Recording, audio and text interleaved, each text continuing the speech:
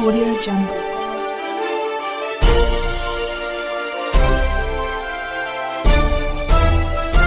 Audio Jungle. बहुत बहुत स्वागत है।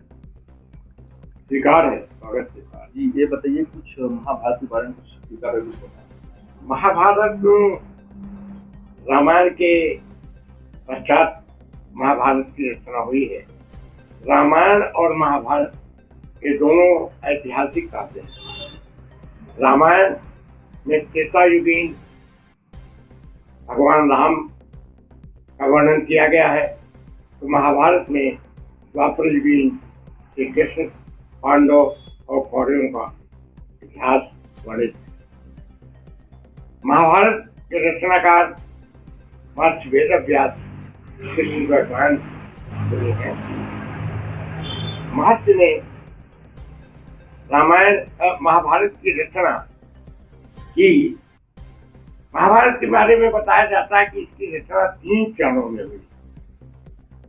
सर्वप्रथम 8,800 श्लोकों में महर्षि वेदव्यास ने इसकी रचना की और धार्मिक परिचर्चा के भी इसका उद्देश्य था। बाद में वैशंपायन ने जन्मेजय को ये कथा सुनाई। उस समय 8,800 श्लोकों से बढ़ करके इस कृति की कुल श्लोक संख्या 24,000 हो गई। तीसरे चरण में सौत नाम के ऋषि ने शौनक आदि ऋषियों को ये कथा सुनाई और इसकी संख्या 1,00,000 श्लोकों की हो गई।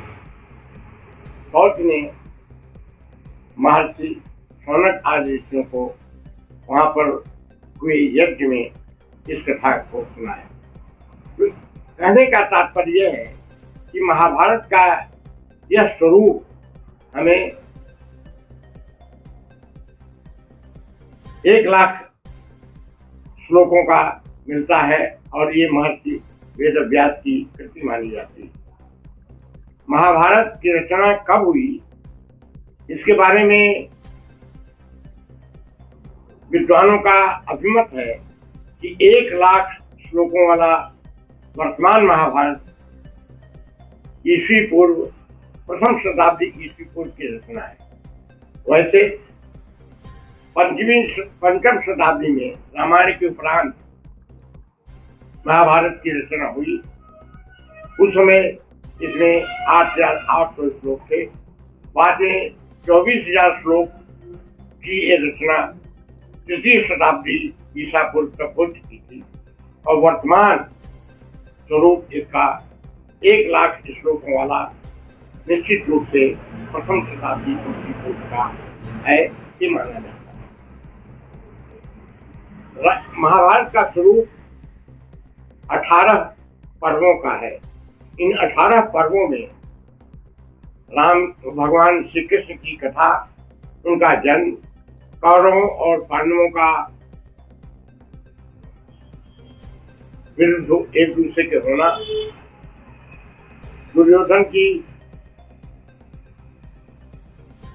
लिप्सा एवं उसके अहंकार के कारण पांडवों को एक सूची के बराबर भी जमीन न देने का संकल्प, युद्ध की घोषणा, युद्ध में विभिन्न प्रकार से वीरों का मारा जाना, अभिमन्यु का मारा जाना, पांडवों के 5 बच्चों का मारा जाना, द्रोणाचार्य जी का मारा जाना, शल्य का मारा जाना, जयद्रथ का मारा जाना, दुर्योधन आदि, दुशासन आदि सभी कौरवों का मारा जाना, क्रम से लोगों का मारा जाना। उसी में पांचाली का चीरहरण, चेरने पर द्वारिकानाथ भगवान श्री कृष्ण आते हैं और उसको वस्त्र देने में साड़ी की परंपरा चल निकलती है और दुशासन थक हार करके बेहोश हो गया, लेकिन द्रौपदी का चीरहरण नहीं कर सका। यह एक बड़ी ही विचारणीय घटना है कि कुरुवंश के ज्येष्ठ लोग, महात्मा विदुर, सबसे बड़े तो महाबली भीष्म वहां पर है, गुरु द्रोणाचार्य हैं, लेकिन दुशासन द्वारा द्रौपदी का चीरहरण भरी सभा में किया जाना, जहां पर पांडवों का सिर झुका हुआ है, यह बड़ी ही विभत्स घटना है कि एक पांडवों की रानी द्रौपदी का, जिसके 5 पति वहां पर बैठे हुए हैं, एक से एक वीर और पराक्रमी, लेकिन युधिष्ठिर द्वारा जुए में हारे जाने पर युद्ध क्रीड़ा में शकुनी के छल छद्म के द्वारा इस प्रकार की घटना ये इतिहास की एक बड़ी ही अकल्पनीय और चिरस्मरणीय घटना बन गई है। इसके बारे में, इसकी विशालता के बारे में, इसकी कहानी के बारे में ज्यादा विस्तार में इसलिए नहीं जानना चाहता हूँ कि ये महाभारत सीरियल में बहुत ही विशालता के साथ ये सब प्रदर्शित किया जा चुका है, और जब इन सबों का सीरियल का प्रसारण होता था, सड़कें सुनी हो जाती थी और लोग टीवी से चिपके हुए रहते थे। इसलिए महाभारत की घटनाओं का एक चित्र, और लोग टीवी से चिपके हुए रहते थे, इसलिए महाभारत की घटनाओं का एक चित्र हमारे श्रोताओं और पाठक वर्ग के लिए अंकित हो चुका है। इसलिए मैं ये बताऊं कि महाभारत ये हमारा इतिहास है, भारत का इतिहास है, और इसका वर्णन इतिहास होने के कारण ये पंचम वेद माना जाता है। इतिहास और पुराण को 5वें वेद की संज्ञा दी गई है, क्योंकि ये वेद, वेदांग और उपनिषद के बाद इनकी रचना हुई, रामायण की और तत्पश्चात महाभारत। नायक के रूप में भगवान श्री कृष्ण ने जिस अपने रण कौशल का, जिस अपनी नीति का परिचय दिया है, वह लोगों के द्वारा उसकी प्रशंसा की जाती है। राम और कृष्ण में यही अंतर है कि राम जहाँ पर मर्यादा पुरुषोत्तम है, वहां पर भगवान श्री कृष्ण एक नीतिज्ञ और कुशल नेतृत्व करने वाले प्रभु के रूप में अवतरित होते हैं। स्वयं कहते हैं, यदा यदा हि धर्मस्य ग्लानिर्भवति भारत अभ्युत्थानम धर्मस्य तदात्मानं सृजाम्यहम्। क्यों? परित्राणाय साधूनां विनाशाय च दुष्कृतां धर्म संस्थापनार्थाय संभवामि युगे युगे। अपने अवतरण का ये कारण भगवान श्री कृष्ण बताते हैं कि जब इस पृथ्वी पर राक्षसों का, दुष्कृत्य करने वाले लोगों का भार बढ़ जाता है, तो एक दैवी शक्ति ऊपर से आती है, अवतरित होती है, और भीषण संग्राम होता है, और दुष्प्रवृत्तियों का नाश होता है, और साधुता का, सद्गुणों का, सदाचरण का प्रचार प्रसार होता है। रामायण नहीं, महाभारत में तमाम नीच कथाएं हैं और नीच के श्लोक हैं। मैं आपको बताऊं, उद्योग पर्व में ये श्लोक आता है, वृत्तम यत्नेत सर्वरक्षे वित्तमेति याति च अक्षिणो वित्ततः क्षीणो वित्ततः तु हतो हतः।